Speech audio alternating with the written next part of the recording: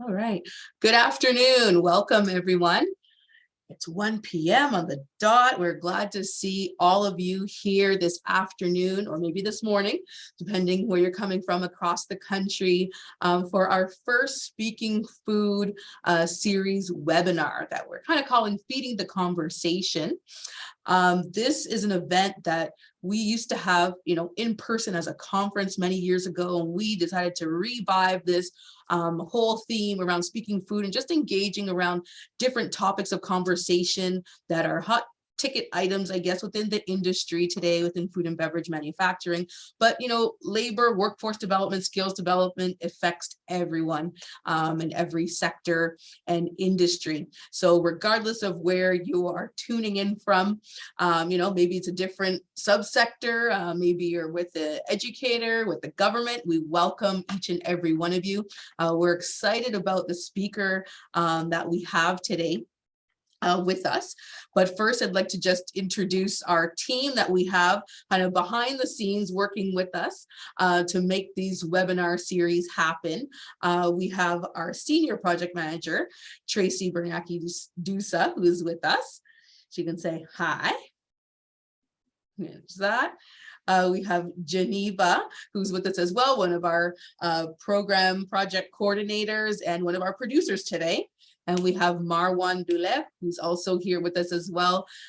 He's one of our program analysts, and anything tech, that's where we go. We go to Marwan, and he's here to help us today to navigate any of your questions that you may have. So he's going to give you a little bit of explanation, and then we'll get right into our presentation. Thank you, Jen. All right, so thank you all for being here. I'm really glad to have you all on board. I just want to clarify a couple of things. So we will have the chat open if you have any inquiries and any suggestions that you would like to make just between each other. However, if there's any questions regarding the webinar, any questions specific to the topic that you would like to ask, please feel free to use the Q&A section. And obviously, if there's any questions on this or anything else, please feel free to reach out to me via the chat, and I'll be sure to reach out and try and clarify. Okay? Thank you all for joining, and have a great rest of your webinar. Thanks, Marwan. So we have 45 minutes of a great presentation today. We will be open for questions and answers, like Marwan said. So throughout, if you want to ask those, we won't answer them until the end, but you can feel free to ask those questions throughout or save them to the end of the presentation. So we're going to be dealing with recruitment and retention, some labor strategies today. Our topic is called Global Talent Wars, Navigating the Labor Shortage in a Post-Pandemic World. I've been on a lot of industry calls lately, just working with our various companies and partners. And, a lot of the word coming out is that it's taking an average 40 days to fill a position, just to get that rehired. We know that cost is about $2,500 per person when it comes to turnover, retraining, hiring, and so forth. But that is a long time, and I'm sure it can be longer for any specialized types of positions. And then the applications that they're receiving is, only 3% of those have any qualifications to go with that position. So, the labor crisis is real, recruitment, retention is real, and, we're all feeling the effects of that. So here today, we have our world-renowned expert in leadership, employee engagement, stress management, safety, and success psychology. His ability to seamlessly merge personal development and business results has made him a sought-after speaker at conferences in 83 countries. He is an accomplished author, seminar leader, corporate trainer, and keynote speaker. It's my pleasure to introduce Eddie LeMoine. Take it over, Eddie. Awesome. Thank you. Thank you so much.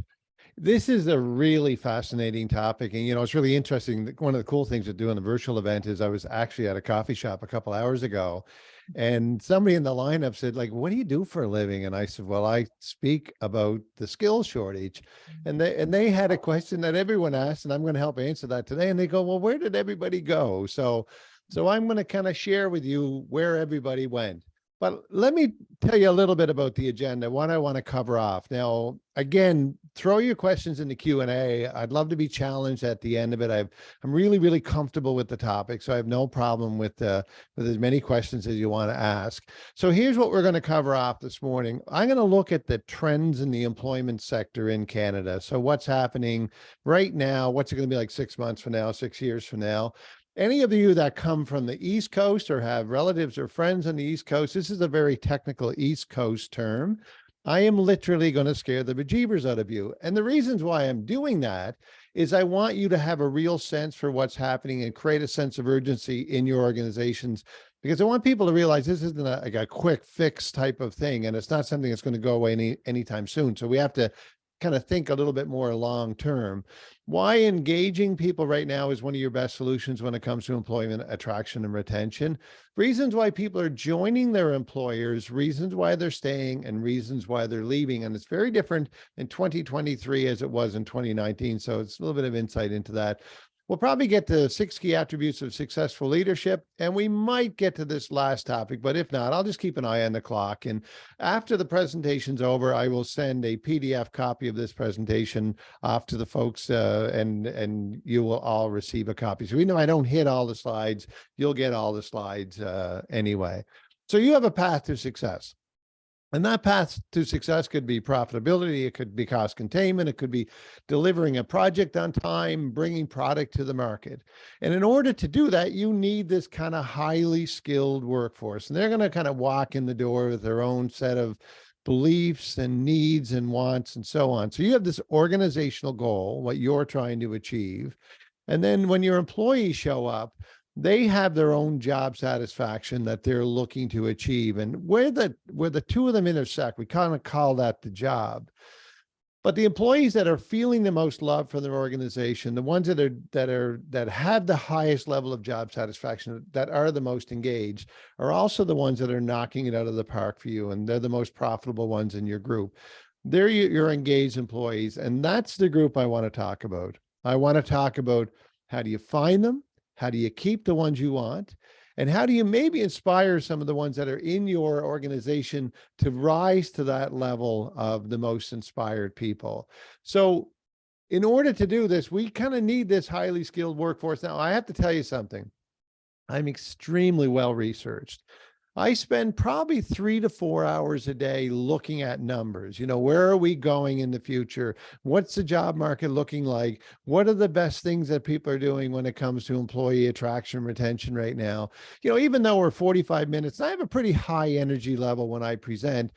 I do not want you to look like this at the end of the presentation. So I'll present it in a way that I think you're going to find this relatively interesting. So what are the trends that are going to impact you as we kind of head in through 2023? Now, interestingly enough, tomorrow I will be flying through the Toronto airport. And what we're seeing unfold in the airline industry is not an airline issue. It's just that one played out on social media more than maybe somebody picking something in a field or somebody working on in a fish processing plant, but you're all feeling the exact same thing because this is an industry issue. And this is something that every single industry and every single corner of our country is dealing with right now. And that's why it's such a big deal, because it's not like it's just one industry and we could recruit people to join from another industry and fix the problem. This goes pretty deep. So there's 2 questions that everyone's asking right now. And the first question that everyone's asking is, what's it going to be like after the pandemic? So as we start to roll out of this pandemic, what is the future going to look like? And I'll tell you one thing with 100% certainty, it is never going to go back to the way that it was before. Now, the reason why it's not going back to the way it was before is some things happened during the pandemic.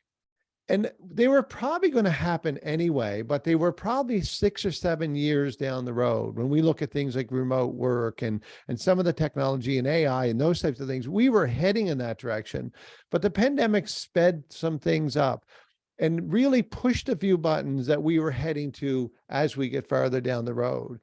Now, when it comes to home versus working, like home, working from home, working at the office, going to work, not The one thing for sure, I'm not in any camp, but the facts are that when we look at knowledge workers, and this impacts everyone on this call, it doesn't matter whether it impacts the people in your organization at this moment, but when we look at people going to work versus people working from home, as we come out of the pandemic, right now we're at about 50% of the workforce are still working from home in knowledge workers. 50% of the workforce are either a hybrid work environment or they're a full-time working from home scenario. Now, the reason why this is important, and I know some of you might say, well, my employees can't work from home because they're digging a hole or they're driving a truck or they're a mechanic, and absolutely right.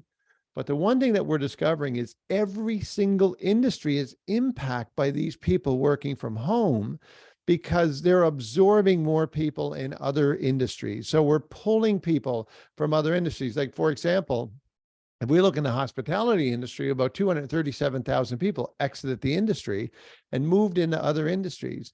So we're seeing people leave industries and move into other industries that are putting pressure on every single industry. So I'm not from one camp or another. To me, it really doesn't matter whether people work from home or they work in the office, but it's just something that's good to know that pressure is kind of out there. Now, the second question that everyone asks, and this is the question that was asked to me at the coffee shop this morning, was, where did all the people go? And it's funny because the lady in the lineup looked at me, she said, in 10 seconds, can you tell me where all the people went? So I can't do in 10 seconds, but I will tell you where all of the people went. And it's really interesting because literally a lot of people have left between 2019 and now. So when you were trying to hire, and it's really interesting, I present all over the country, and I was doing a presentation just prior to the holidays, and somebody, I said, what do you want to get out of this session? And somebody said, you know, what I really want to know is, where do I go to get people now? Like where should I run an ad? And I said, you know, it's an interesting question, but the reality is there's really nowhere to go to get people. There's not like a button you could push, or you're going to go to LinkedIn, or you're going to go to Indeed or Monster, or one of those. And that's where, if you want people now, you really have to go get them. You know, right now in Canada, 14,000 vacancies for headhunters. And that's people hiring headhunters to use headhunters to recruit other people's employees. Now, tomorrow, I'm going to be speaking to a group of executives, and I tell them all the time that with almost 100% certainty, you can assume all of your senior management are now being recruited by somebody else.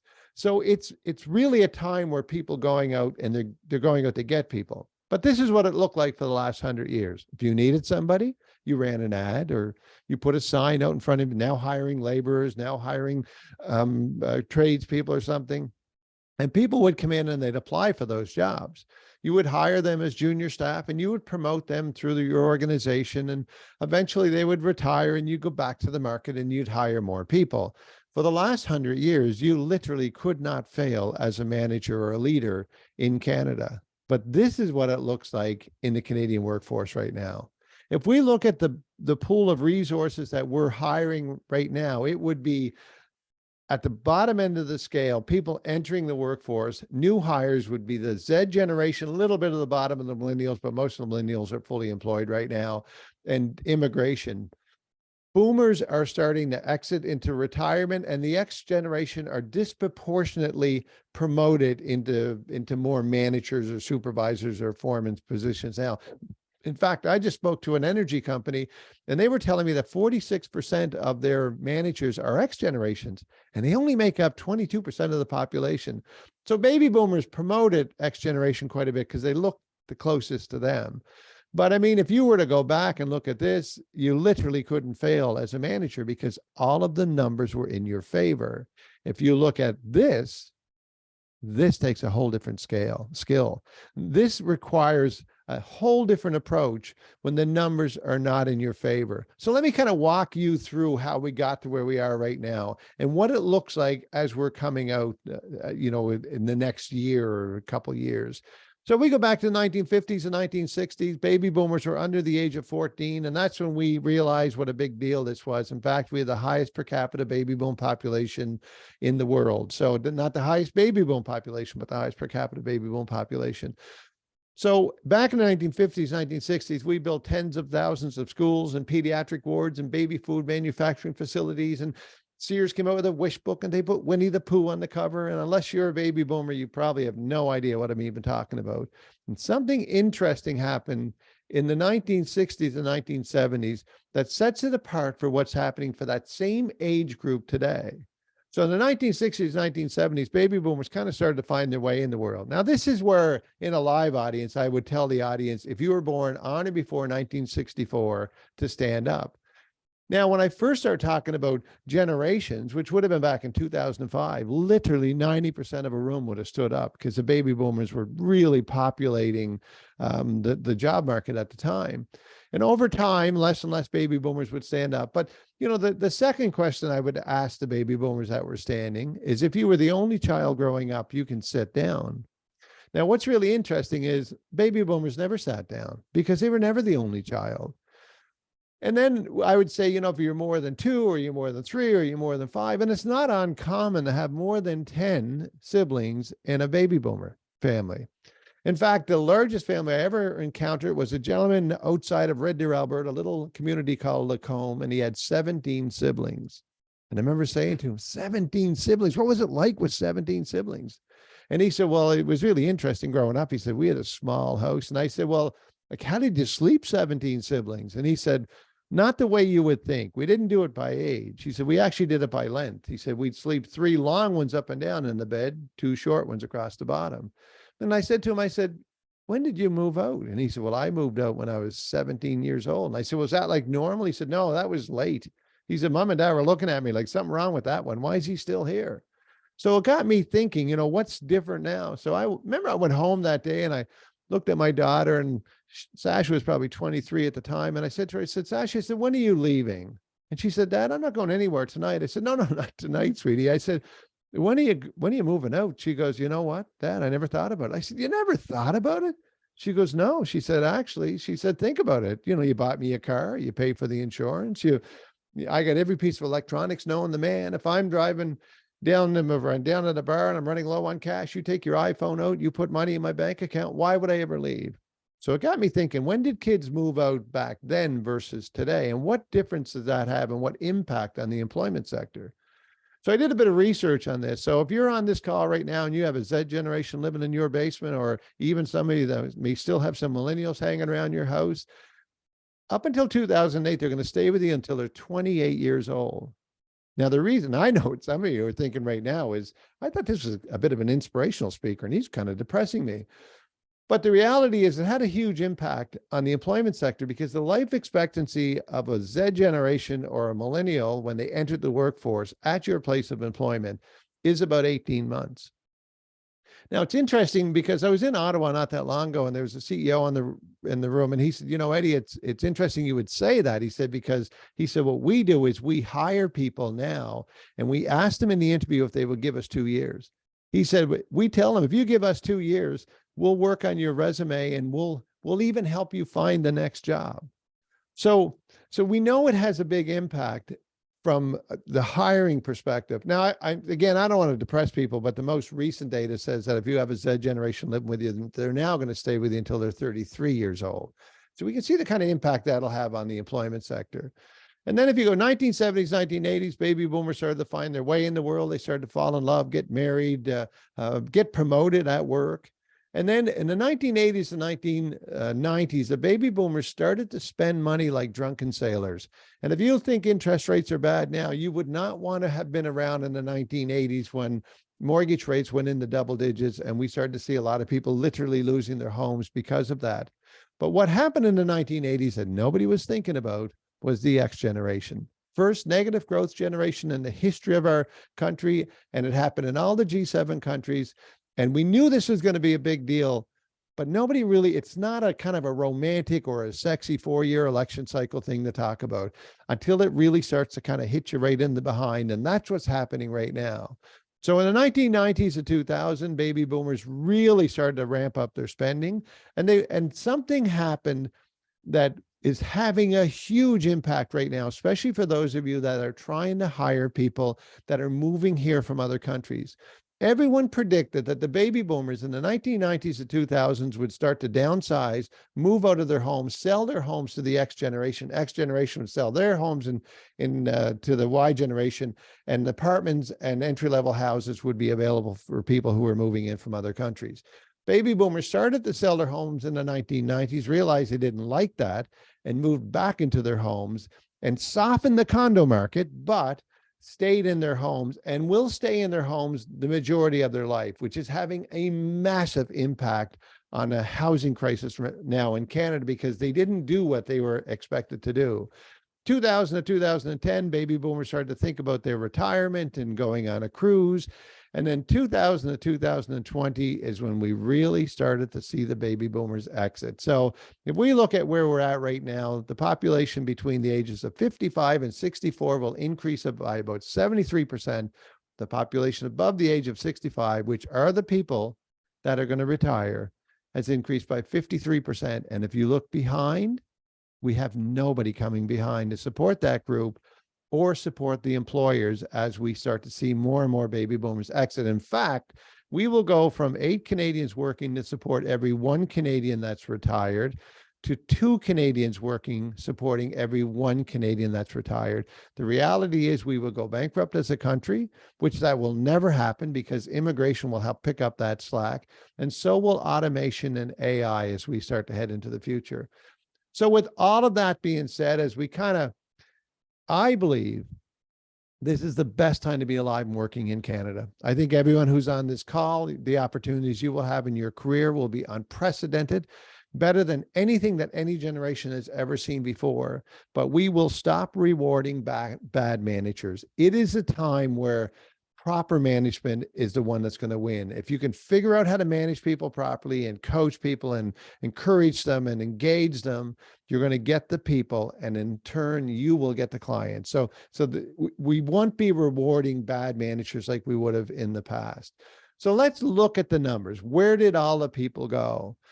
So, if you think about it, like I think this week or last week, I think Amazon announced that they were going to lay off another 7,000 people. So now part of this is due, and Walmart did something similar in their e-commerce part. Part of this is due because these companies are really streamlining their e-commerce function, and they don't need as many people to be able to do it. And one of the other reasons why they would be laying off is because those organizations, some of them doubled their e-commerce staff during the pandemic. But here's a number I want you to think about. So you're driving home on Friday, and you listen to the radio and says somebody's laying off 7,000 people. I want you to think about this number.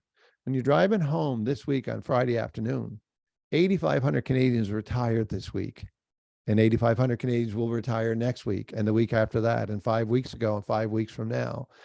So statistically, what we're really saying is 8,500 Canadians turn 65. Now, not every Canadian will retire at 65, but the one thing the pandemic did do is it ramped up the amount of people that retire at 65, but it also ramped up the number of people who retired at 62 and 63 and 64 because they were like, I'm done. I'm out. I don't want to do this. I don't feel safe. I don't want to work from home. I don't like Zooming. So we saw a lot of people to the kind of number of somewhere between 360 and 450,000 baby boomers will retire each year. And this will continue for the next 4 years. That's a massive number that we saw exit the workforce from 2019, the beginning of the pandemic, to where we are right now. So the number of seniors right now, 65 years and older, grows 6 times faster than the number of Z generation that are entering the workforce. So you can kind of see where the numbers are. And if you think of the growth of Canada, we literally grew by first having women enter the workforce in the mid-1930s. So prior to 1930s, the population was predominantly male-driven. So we had more women enter the workforce, all the way up to where we are right now. There's actually more women working in Canada than men. And then we had this massive baby boom population enter the workforce. So we were able to grow our GDP by bringing almost another gender in and a tremendous amount of people to the baby boom population. So now we're seeing people exit and nowhere to look, no pocket of resources that we can look at in the future. So the biggest competition in the future, bar none, is not going to be for customers. In fact, when I speak a lot to these groups of CEOs in Canada, there's a special organization that I speak to quite a bit. I always go around the table and I say, kind of what's keeping you awake at night. And I'm sure some of you on the call have this exact same challenge. A lot of people are saying to me now, they said, Eddie, you know what? If we win a piece of business right now, we're not even sure if we can deliver it. They said one time we won a piece of business, we'd run around and we'd ring a bell and tell everyone we won a deal and everyone would clap and celebrate. They say now we win a piece of business, we kind of slide it under the deck because we don't want the employees to think, oh my goodness, how are we going to deliver this? So hiring is really kind of everyone's biggest challenge. So what's it look like now in Canada? We're hovering around a 5% jobless rate. At one point over the last couple of years, we dipped down to 4.9%. We're still adding jobs. So it's probably the lowest jobless rate in recorded history in Canada. And I always kind of think of a couple numbers. The number I would worry about so 5% is considered fully employed. So if you're at 5% jobless rate, it means that the people that live in your community don't match the skills that we're looking for. So there could be a geographical mismatch, or a resource might be available in Southern Ontario that needs to be hired in Vancouver. So we kind of have that kind of a scenario. The number you really, really want to be scared of right now is the 3.5, and that's actually pushing downward right now, the 3.5% jobless rate in the US. And the reason why this one is such a big deal right now is that the US is coming north of the border to find their employees. And they found a new way of doing it. And I'm going to talk about that in a little while, but we've got a tremendous amount of pressure from both from the US, but other G7 countries as well. So attracting talent is going to become every organization's, every industry's absolute biggest concern as we kind of head into the future. So let me dig into another set of numbers just so you get a real kind of a sense for this. Then I'm going to give you some solutions as well. So the first year of the pandemic, we had about 184, and this really impacts a lot of people that are on the call right now. So we had about 184,000 immigrants move into Canada during 2020. So the first year of the pandemic. The number nobody talks about is we had about 190,000 immigrants actually exit Canada the same year to be with their families during a global pandemic. So the overall number might have been zero, could have even been as high as a net negative 5,000 immigrants, compared to 341,000 immigrants the year before the first year of the pandemic. The second year of the pandemic, the government will tell you that 401,000 immigrants moved into Canada. The reality is it was really close to the 220. The balance of them were more of a status change. So they were literally on the ground prior to this, but they changed them to a permanent resident or into more of a permanent status. Now, what you really want to look at in this number is when we look at the amount of immigrants that move into Canada, it's very different than the amount of baby boomers that are exiting. So if you're 65 years old in Canada, there's a very good chance you're working. Whether you're female or male, there's a very good chance that you're working. So when you turn 65, it's a good chance that that person is exiting the workforce. However, when we bring immigrants into Canada, not every immigrant we bring into Canada would be employable. And I'll give you some examples. And there's a couple of reasons why we do this. And we're a little behind the ball on this. But if we bring in a wonderful technical resource, and we bring them in from Bangladesh, and then we have this unification program, because if we don't unify their families, we literally send the majority of the paycheck to Bangladesh. So what we try and do is then unify the families, bring the families in. So we bring in the spouse and 3 children. The children are, drop something. The children are under the age of, say, 15 years old.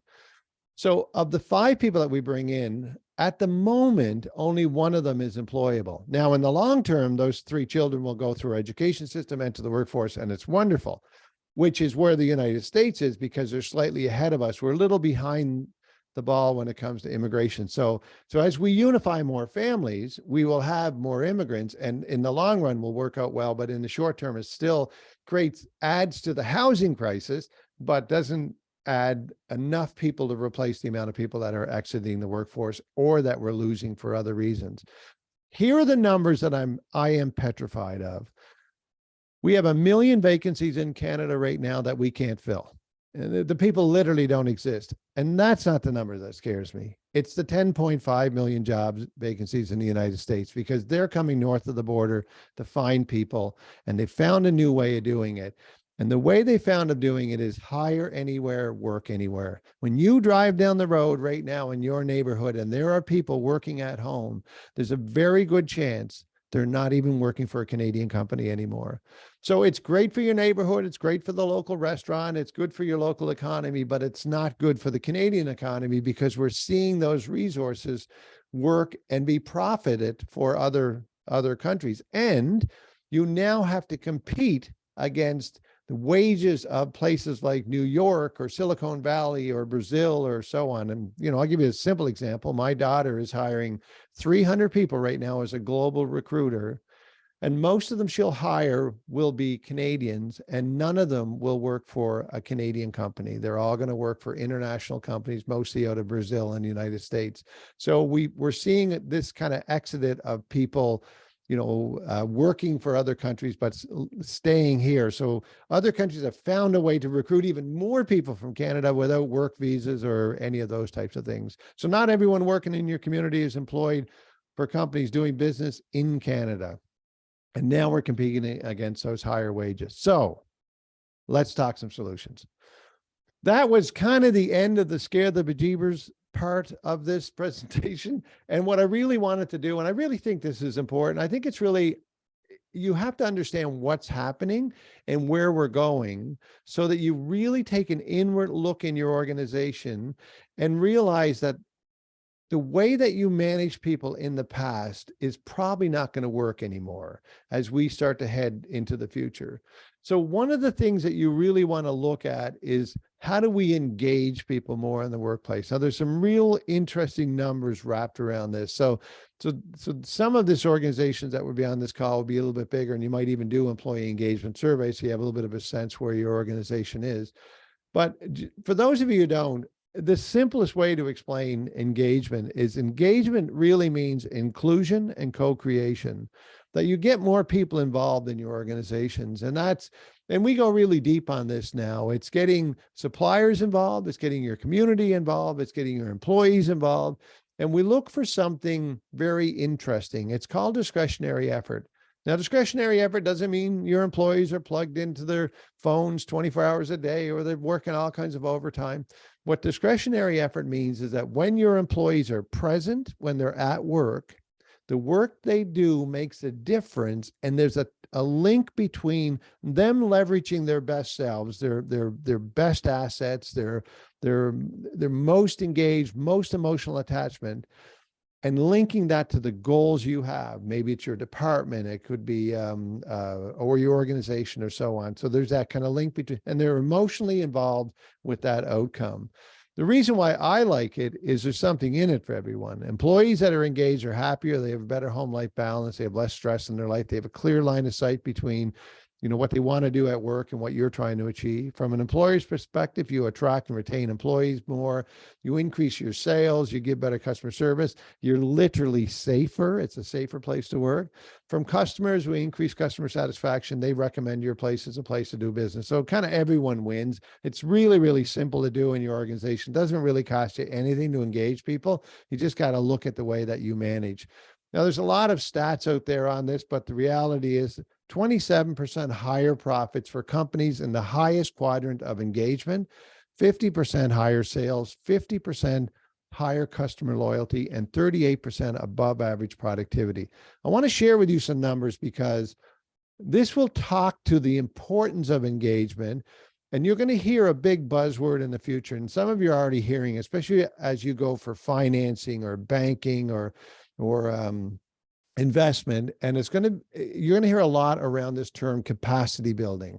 How am I building capacity in my organization with my current maybe workforce and technology that you have? So I'm going to share with you some of Gallup's terminology, but it really wouldn't matter how you look at engagement, whether you use theirs, or even if you went out and used SurveyMonkey and came up with an engagement survey yourself. But we'll use Gallup's because it's widely used. So Gallup will tell you that 59% of the workforce right now in North America are really just not engaged. Now, that doesn't mean they're bad people. They're actually they're good employees. They're keeping the lights on. They give you an honest day's work. They're just not your rock stars. They're not the ones that are knocking it out of the park, but they're necessary, and they really keep your organization running. 27% of people who walk in the door every day are your rock stars. They're your best. You know exactly who they are. As you're sitting there now, you might be looking at them, or in your mind, you're saying, here are my best people. And then we have this other group that we call actively disengaged. And actively disengaged employees are employees that basically checked out a long time ago, but still show up for work every day. So I want to kind of break into that number a little bit. That very first group, your best employees, your rock stars, they literally do 60% of the productivity. So they're your best employees. You know who they are. But remember that disengaged group, that 59%? They also do 60% of the productivity, but it takes twice as many of them to do it. Now, anyone that's on this call that might be an accountant, which I might be losing a bit of credibility, because you're sitting there thinking, well, Eddie, you can't have 120% productivity. But what I'm basically telling you is the amount of people it takes to do the same amount of work when they're part of that big group, that 59%, the people who just kind of show up and put an honest day's work in. They're the ones kind of trading their time for dollars. But remember that actively disengaged group, the people that quit a long time ago? They actually do negative 20% productivity. So you literally have employees that show up at work every day that are counterproductive, that are tearing your businesses down as the rest of you are starting to build your business up. So I want to dig a little deeper into this number, right into your payroll, because this is where the rubber hits the road. So this first group, your most engaged employees, you get 90 cents in the dollar for them. That's the best you're going to get out of a human being. They might take a little bit of sick time. They might come in late now and again. No human being would start banging on a keyboard or digging a hole or driving a truck exactly at 9 o'clock and take their little breaks and then finish at 5. There has to be some distractions. But from a productivity perspective, they're worth way more than you're paying them. So one is the amount of time they literally do their trade. The other is the value you're getting from a payroll perspective. So in one sense, you're getting way, way more than the 90 cents in the dollar, but in actual time delivering their job, it's 90 cents in the dollar. That next group, you're getting 70 cents in the dollar. So this group will dip into the benefits package a little bit more, take a little bit more sick time, come in late, go home early, do a little bit of gossiping at work. Basically, if you work for me and you said, Eddie, I need to hire another full-time equivalent, I would tell you, if you can move 3 of these employees from the center to the end, it's like getting a free head count, because you have a payroll savings plus a productivity bump.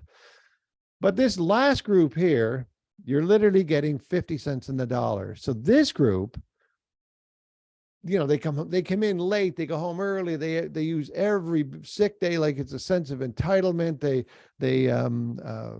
And you know who they are.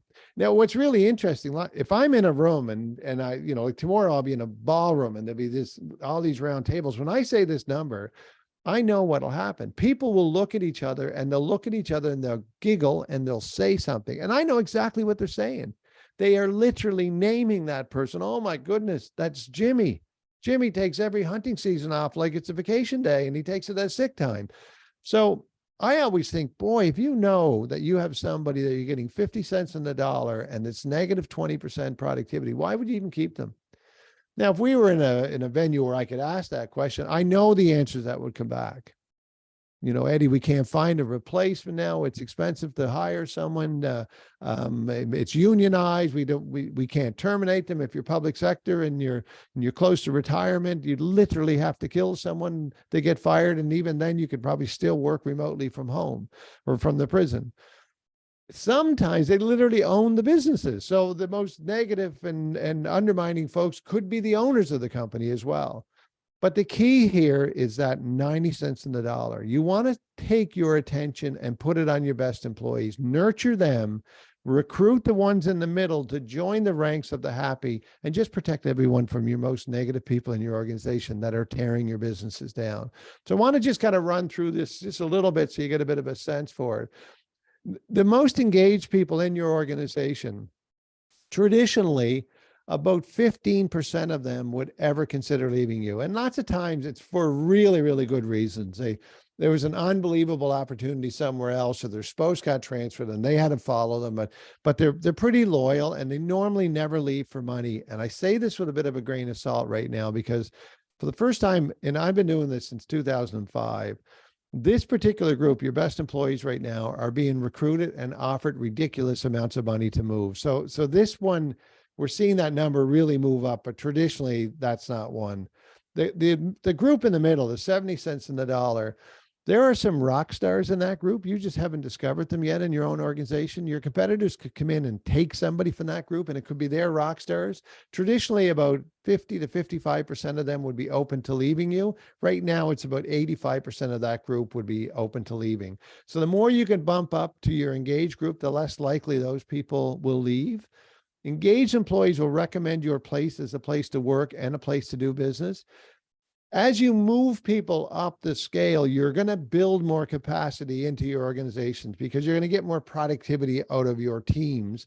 And that is going to be kind of there's really only two ways to build capacity in your organization. One is through increasing engagement, so you're getting more productivity per payroll dollar that you're spending. And the other is going to be through AI and automation and those types of things. And we'll talk about that in a sec. Engaged employees are 5 times less likely to have a safety incident at work. And if a safety incident happens by a non-engaged employee, it's actually 6 times more expensive. So we can kind of see some real dollars and benefits in figuring out how to engage your employees more. You know, I hear a lot on the speaking circuit, people out there now saying, we got to do more with less. And the reality is you really should be doing almost less with less. So you want to narrow down what you have people doing to things they're very good at and they're skilled, and you get more capacity out of them. And now's the time to be looking at kind of outsourcing activities that you don't do well in-house, or you might want to look at outsourcing things toward automating. And you know, when you look at like government grants for hiring people, I in my foreseeable future, I can't see any grants, ever coming along now to hire people. If you want a job in Canada right now, you can have one. I think you are going to see grants around automation, digitization, those types of things, because I think everyone realizes that as the skill shortage continues, we have to look to technology, and that's where things like AI and so on will have such a big impact. So in your industries, what are some things that you want to be looking at automating?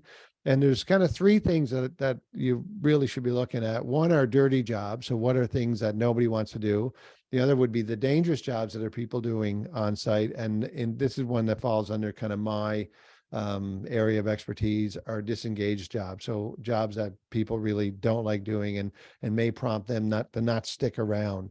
You know, we had an apple producer in the East Coast that they had a particular job of stacking boxes. It seems like an easy enough job. Nobody wanted to do it. They would normally, there was one particular country that they would bring people in from that were good at it. They were strong and they didn't mind the work, but over time, even they didn't want to do it. And they ended up installing a $250,000 piece of equipment to replace a minimum wage job, because it was critical to their organization, but they could not find somebody to do that job. So dirty jobs, dangerous jobs, and disengaging jobs. So I want to cover off one more thing before I go to Q&A, and then I'll pop these slides out to you, and there's a few more slides on there. Plus, you're also going to get a workbook that goes really deep into this topic that is kind of self-explanatory. And it's a workbook we use when we do this as a kind of a full day workshop.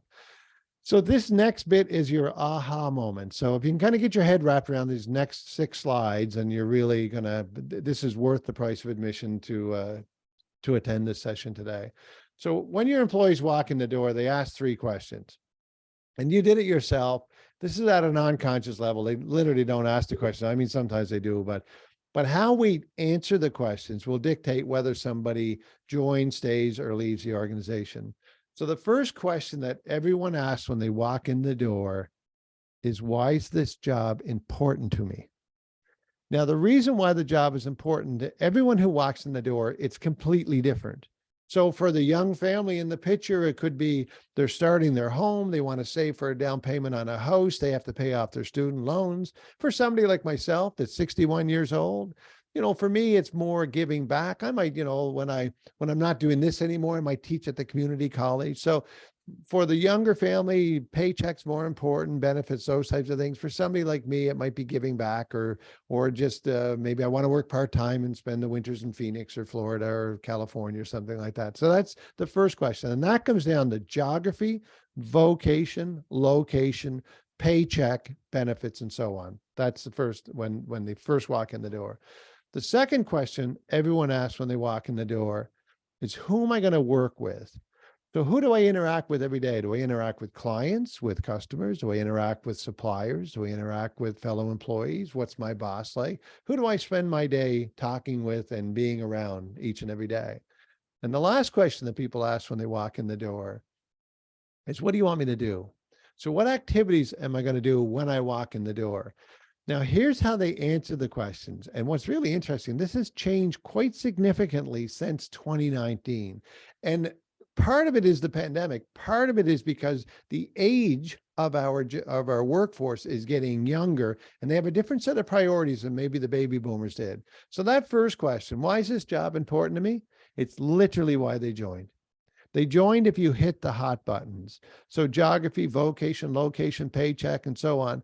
And normally what I would say at this point is, you've got them. At this point, you have them. It's everything you do after this will dictate whether they stay or leave. And you're good. You've hit the table stakes. They've agreed to come work for you. This is the only time in history where I would have ever say to an audience that you got to look at this one again. If you've got people on your payroll that have been there for a while, you might want to look to make sure that your paying and your benefits are industry average. They're what you need to be. And, people that used to grind their unions down as much as they could are now finding that's a bit of an Achilles heel, because if you're at a disadvantage from a payroll perspective, it opens the door for other people to come in and recruit your employees. So this one you've got to get right now. So if they're agreeing to work for you today, then you've probably hit it right. But if you hired them 2 or 3 years ago, you might want to go back and look at that. And again, I would never normally say this, but this is what we're kind of seeing when we look out there right now. The second one, who am I going to be working with? This is actually the reasons why people stay. They stay if they like the people they work with. They stay if they like their fellow employees, if they like the customers they interact with. Now, there is a myth out there, and the myth is people don't leave their businesses, they leave their bosses. Statistically, that's false. It's people will stay if they dislike their boss, if they like the people they interact with. So we call that the classroom scenario, where people love hanging out with each other, but they can't stand their boss, but they still come back to work every day. People do leave for bad bosses, but it's not the number one reason.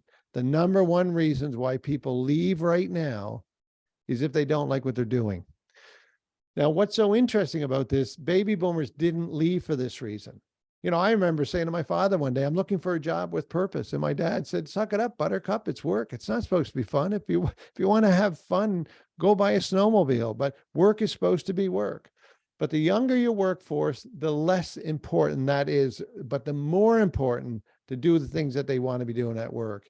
And one of the things the pandemic did is it actually created a lot of people, pushed people into jobs to do things that they literally don't want to do. So look at your employees, and this could be anything. I listen to people all the time. I'll be in an airport tomorrow, and I'll sit down and I'll listen to people, and I'll say, I'll hear conversations like, they got Jimmy driving the backhoe. I'm a better backhoe operator than him. I love to operate the backhoe. They never let me on the backhoe.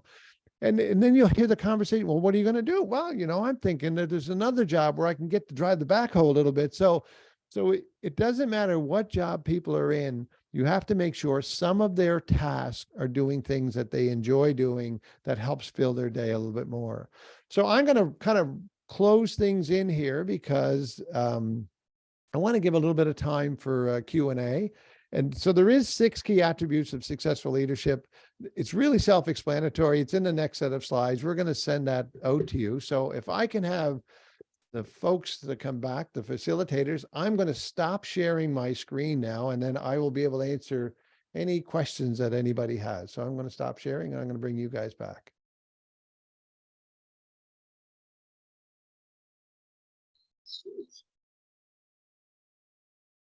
Okay. There we go. You're All back. right. Great presentation, Eddie. Thank This has you. been awesome. The data and information, we love it. We love labor market info. I love that Canada-wide perspective. Those numbers were very alarming.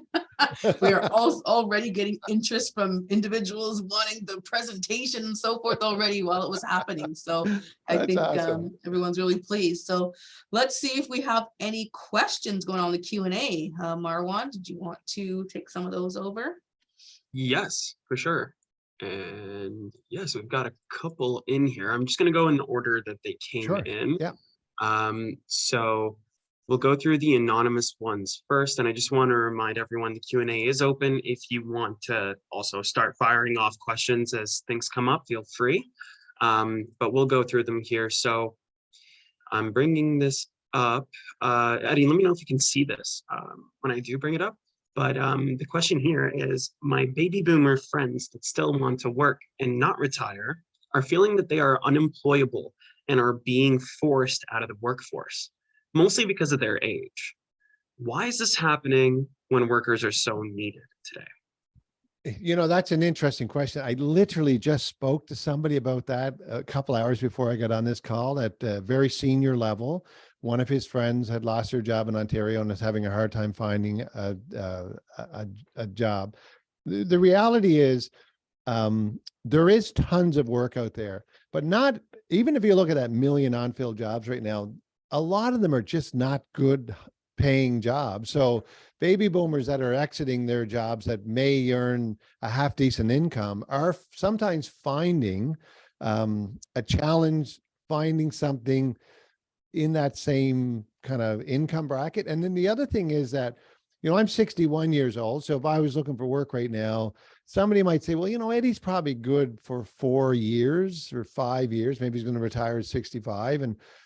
And they're looking for somebody that's more 10 years. And then the other thing that we're running into is what got us to where we are right now was the style of the baby boomers, their philosophies and so on. And a lot of organizations right now are looking for people with a fresh set of ideas. So, X generation, top of Y generation, they're great leaders, they're progressive. I have a baby boomer friend that just took a contract with the government and they said, I can't believe how many people are working from home. They should be in their office. So it's, I'd have to know the exact situation of that person, but it could be a combination of all of them. It could be the income level. It could be people are looking for fresh ideas. For the most part, baby boomers who are looking for a curtain call, re-entering the workforce, doing something they've maybe wanted to do, those jobs are available, but we are seeing people leaving at the high income of their high income bracket, having a hard time finding those jobs again. So I hope that helps a little bit, but I know there is a market for those people. Right. Maybe we can go trade off back and forth here, Marwan. I'll do one. Yeah, okay, go for it. How do you encourage companies to take employee safety seriously in the food industry? I actually do safety presentations. So there's all these different levels of safety, and the highest level of safety is a term called a journey to generative. So that's where you literally are rewarding people for reporting safety incidents within an organization.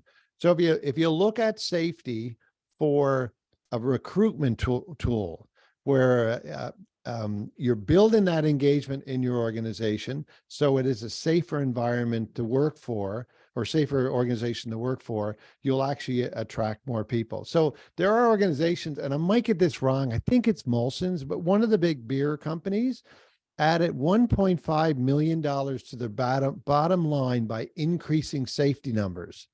So there's some real upside to increase. Safety is kind of like, people on the call that might be familiar with DE&I, so diversity, equity, and inclusion. One time, if we looked at diversity in the workplace, it was companies would look at that as, I got to tick a box, to say that we're diverse, or maybe we need it because we're bidding on government contracts. But we're now seeing companies that look at DE&I as a strategy to create an environment to attract people to want to work in the organization. Safety is the same thing. the safer your organization is, the more you attract people to want to work into it, the less disruptions, the less cost to your organization. It's like everything else. You got to look at, for companies, it really comes down to dollars and cents. If they can see the bottom line, it does have an impact. Great. Good answer there. Thank you. Okay, so this one seemed really interesting. So what are some wraparound supports that employers can leverage for potential foreign worker hires? Are there better practices to consider here? What are your thoughts? You know, that is an interesting question. Immigration right now is a real struggle. You know, I think the best wraparound, and I'm sure a lot of people in this call are doing it, because I know people in the fish processing industry on both East and West Coast, is housing. If we're bringing temporary foreign workers in, we've got to give them safe housing. There's got to be a place for them to live when they get here. And you're going to see this popping up more and more in the media. And it's not just temporary foreign workers. We're seeing it with students now, that universities are recruiting people into their programs, but not having a place for them to live. So I think anything that we wrap around an individual that creates a safe place for them to live, that they feel welcome. And we're seeing this with immigration as well. We look at areas of Canada where we do well at recruiting people to move into Canada, like say Atlantic Canada. I'm in Halifax right now. We do a pretty good job in Atlantic Canada bringing people into Atlantic Canada. We do a really poor job of keeping them in Atlantic Canada. So what we see is people moving to communities where there are like-minded people, where they speak the same languages, where they feel welcome.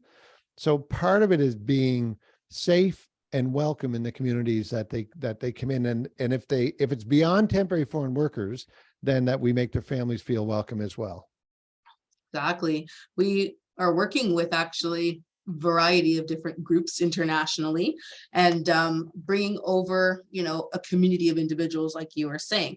So currently we're working with an Afghani population in Turkey. So bringing those individuals, but we're like going to be doing cohorts of almost 50 at a time, and then matching them up with employers at that facility who's wanting to build that Afghani community in their area. Yeah. So, you know, the group we're working with, those providing settlement services, they're going to come as fully permanent PRs, and then actually go into a rural community area that needs these groups of individuals, and then encouraging their spouses, brothers, sisters, families to come together. So even if one can start 1 week, then the other can start a next. So having all of those supports is super, super important, but we're also providing tools in different languages as well to support those individuals. So we're translating, you know, a dictionary of food manufacturing terms and HR resources into Farsi. We have it in, you know, Tagalog or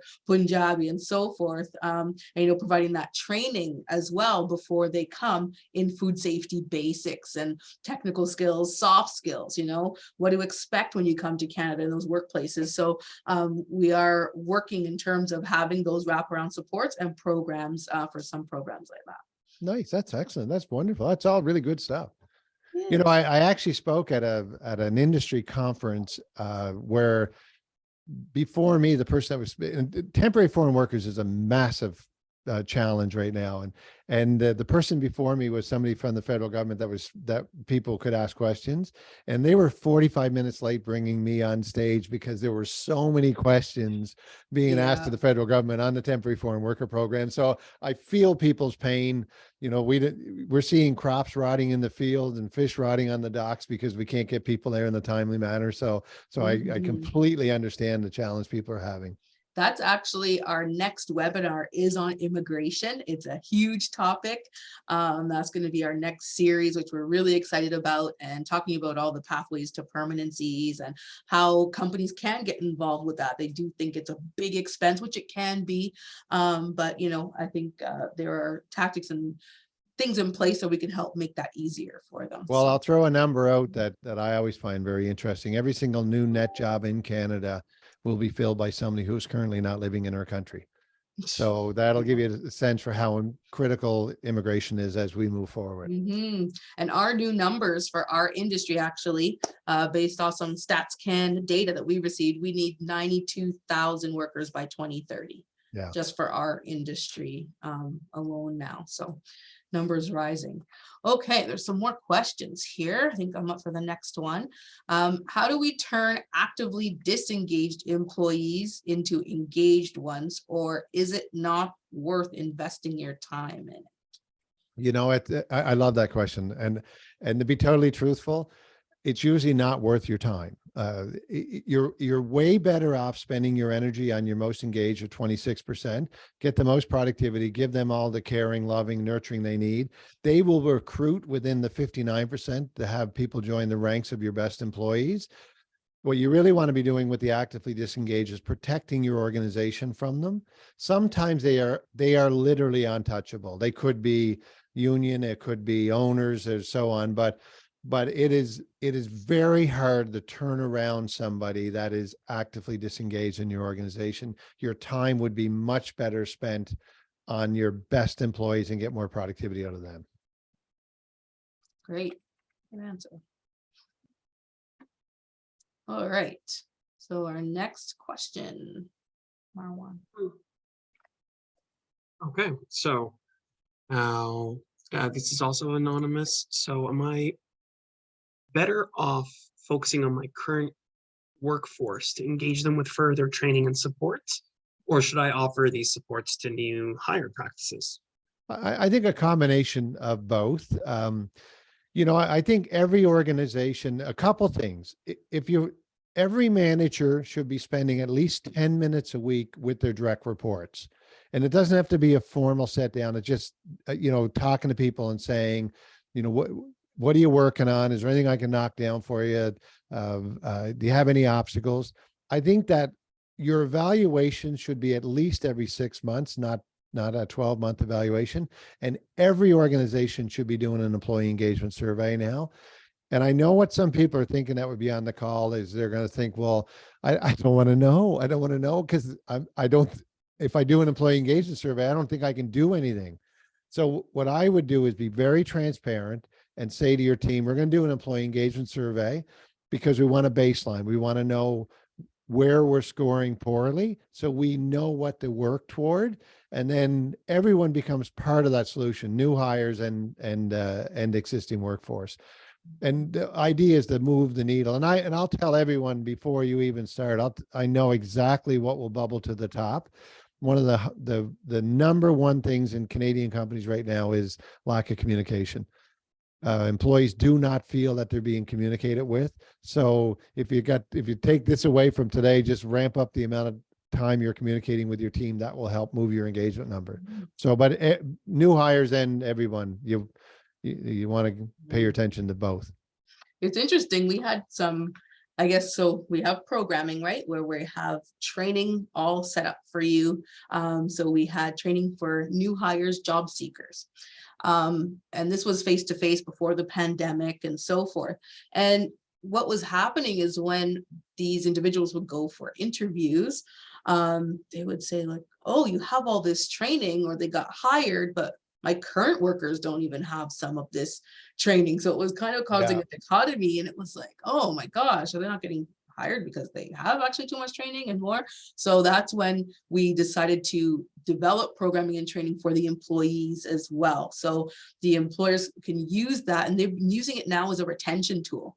That's been their key, I think, use of that, to retain the current employees because they're feeling invested in, you know, they're learning on communications, they're seeing the change on the production floor, and in terms of productivity. So I think using that training as a retention tool is a really, really great practice. But, you know, proper onboarding, I think, is also important for new hires. Well, it's interesting you mentioned onboarding because in 2023, when you hire someone, you have 53 hours to win them over, or they have buyer's remorse and think they went to work for the wrong employer. So, you know, those old days of saying, well, hang around with Jimmy today and he'll show you how to do this. And there has to be an onboarding process to integrate people into your culture. And if not, they can literally walk out the door and go anywhere else that they want right now, especially if you're talking frontline staff, that people that can trade one, one organization for the other. You want to have a plan on how you're integrating them into your organization. Yes, definitely. Good stuff. Okay, let's go to the next question. How is emotional commitment and motivation something that we can boost within our organizational production manufacturing plants? Okay, so emotional attachment, or we kind of tie that into discretionary effort. So discretionary effort is when you're your best self. Mhm. So the key here is that your employees are leveraging their individual strengths with a clear line of sight to what the goal is. So say if the goal was so many widgets done in a month, or productivity number, or you're sending something to market, whatever it happens to be, then what you want to do is leverage the individual strength and align it to the goal. And they have to see that alignment. That's where the emotional attachment comes in. What a lot of managers get wrong with this one is they think that what an employee is good at is necessarily their strengths. But a strength is something that an employee feels good when they do, because the emotion is what gives us the energy to be able to really do a good job and put the extra effort in. So I'll give you an example. I am super good at doing spreadsheets. I run my own business. I've learned how to do spreadsheets. I used to present to boards, and I would present a spreadsheet with drop-down menus and pivot tables. I would rather poke a pencil in my eye than do a spreadsheet, but I'm good at it. So my boss might look at me and say, well, Eddie's really good at spreadsheets. I'm good at them, but it's not a strength. A strength, like put me in front of a board, or send me out to talk to a client, or put me in front of an audience. That's what makes me feel good. So emotional intelligence happens when your employees are doing something they are normally good at it, but makes them feel good when they do it. And if you want to dig into this, read some of Go Put Your Strength to Work, Marcus Buckingham. He's one of my favorite authors on strength-based leadership, and that's where you'll get strong emotional attachment. Mm, that's really good advice there. I think one thing that we've been doing as an organization as well is really focusing on emotional intelligence training. And Yes. that's really been kind of a key area of success amongst we're making the individual feel proud about themselves, or identifying, like you're saying, the strengths within them in terms of what they're doing, but be able to relate that to the goal. But they're making themselves a better person, not just at work, but also at home. So, identifying how you can be a better teammate, am I active listening? Am I working better with others, and so forth? Like empathy, am I empathetic, and why should I be empathetic? Yeah. Like, why do I need to, and so forth. So that's been a core kind of element, along with interactive webinars and workshops. A lot of people are shy at the beginning, don't want to express, but once they start talking and getting into that realm of thinking, we're seeing the transformation, and it's really great to see. And a lot of, I think, workers at manufacturing facilities or plants are like, oh, why do my staff need to know that? But it's really proven to be transformative. Well, it's interesting to say empathy, because the slides we didn't get to, which everyone will get a copy of anyway, the number one trait for successful leadership in 2023 is empathy. It's a look at things from other people's perspectives. Mhm. Like I may not understand the challenges of a family working from home, sharing a Wi-Fi, educating their children at the same time, because my wife and I are empty nesters. But a good leader would be empathetic to the needs of that employee that is in that situation. So empathy is a very, very powerful and literally the number one trait a leader should have in 2023. Awesome. All right. Where are we, Marwan? We're at the next question. Okay, so now I think we kind of spoke to this, but I'll ask it again. Do employers need to take a different approach to engaging employees from different generations? Yes, and the generations is another fantastic topic. In fact, for some of you on this call right now, one of your biggest customers in Canada, I'm doing a presentation to them next month on 5 generations in the workplace. So obviously each generation has a different set of needs, but they also, if you look at leveraging the skills and if you, the 3 questions, why is this job important to me? Who am I going to work with? And what am I going to be doing? The younger their employee, the what they're going to be doing is more important than the baby boomers.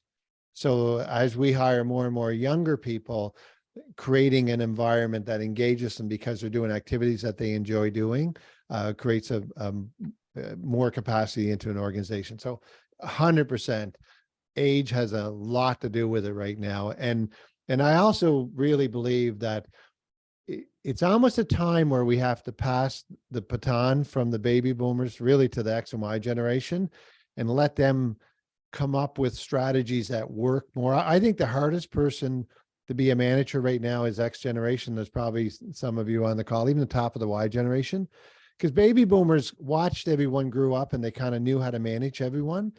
But then all of a sudden they step aside and we hand that off to a next generation. They show up for work and they're managing someone that's 64 years old and 18 years old. So how do we manage across those 5 generations? So no, absolutely. Age has a tremendous amount to do with it. Great. Oh, great. So thank you for looking at population growth statistics. Given that they could skew expectations and prediction on worker dynamics, is there any way my organization can better proactive with forecast planning for hiring practices? So I don't know if I completely understand what they're asking. Is there any way my organization can better, I guess, proactively plan for hiring practices based on the statistics or forecasting data that you presented? Like, how can they use that to plan for their hiring? Okay, so there's a couple things to think about here. One is obviously the baby boomers are exiting the workforce, so they're leaving. If we look at what's in Canada right now for on the ground Canadian born population, millennials is a sizable population, but Z generation's significant. Like it's the next baby boom in Canada. So your strategy should be around Z generation and millennials. Like how do you encourage them, bring them into your organization, make them feel welcome. But the other part of this, and I can't stress this enough, is, you know, a DE&I strategy around immigration. Any organization that doesn't have immigration as a strategy for growth is going to be left behind, because there just will not be enough people in Canada to go forward. So you're going to want to look at immigration, you're going to want to look at Z generation and millennials, and you are absolutely going to want to look at technology, AI, automation, all of those types of things as a way to build capacity as you go forward. X generation, they're fully employed right now. They're a small little part of the generation. They're 21% of the population, and baby boomers are leaving. So that's where I would focus my attention.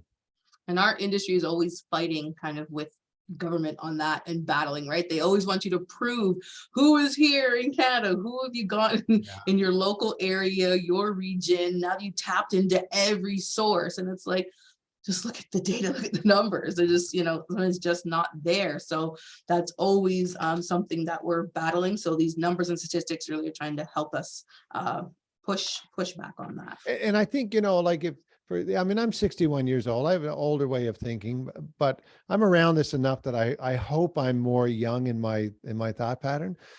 But, you know, I get annoyed with my friends when they say things like, well, in my day, or we used to do it this way. And the thing is, and I think everyone has to realize this, it's not your day.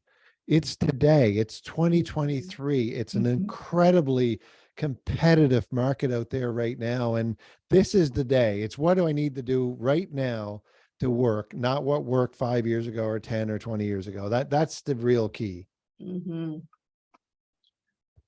I just want to jump on for a second because I did see some question come in regards to the time. So I want to just preface, we understand that we're a bit over time here, but the questions are really good. And I think we were kind of talking about just kind of going over just to discuss any of this as much as we can go on forth. So if anybody does really want to stay on, but has anything else planned. I just want to let you guys know that these questions will be compiled and posted. We will reach out to you guys with those answers just so you guys have them alongside Eddie's resources. So no pressure there. And I think we'll just kind of keep going through these, if that's okay, Eddie, Jen? Yeah. Works for me. Good. Awesome. All right. So now up next, we have, how is this affecting unions? And is there a way to better leverage union relations to ensure employee retention and security for our organizations? You know, that's a really interesting question and almost a little bit of a minefield. You know, for years and years, union was a wonderful thing. You had a collective agreement. You knew exactly, you know, what your future would look like. You had this level of security. A lot of organizations right now are finding their unions almost an Achilles heel.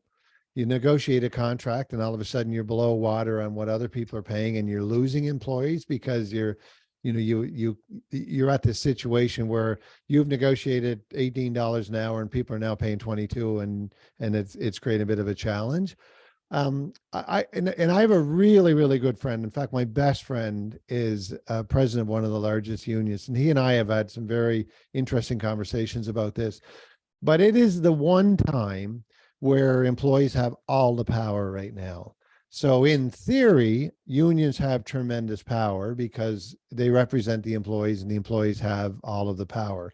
So in one side, the unions have a lot of power, and they can negotiate better. I mean, you're seeing it now. I mean, if nurses threaten to go out on strike right now, and you have, you know, one province in Canada, there's 60,000 nurses short and only 35,000 going through the education system, they have tremendous bargaining power. Anyone in healthcare has bargaining power right now.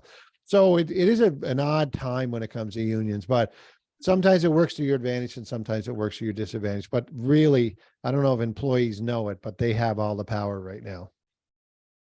Wow, it's good. Here's a Really good good answer. question, which I really like here. Much of the strategy being discussed can easily be aligned for larger companies. In rural areas, many of the employers are small business. How can a mom pop shop owner build this engagement in a cost-effective manner? So it really doesn't matter whether your organization is 2 people or 200 or 2,000. Engaged employees are more productive.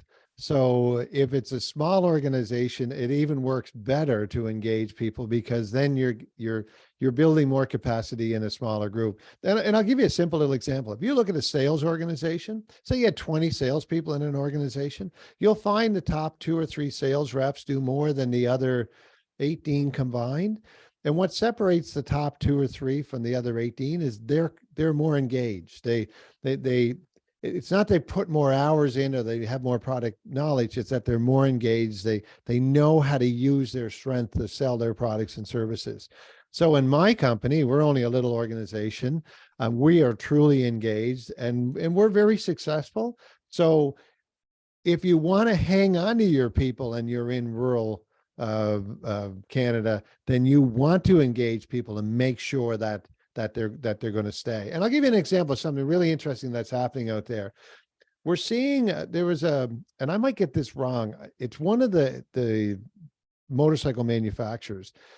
You have to be very open and flexible with your team now. So if you're in a small organization and somebody says, you know, I want to come in late, I want to go home early, I want to drop my kids off at school, I want to work 1 day a week from home.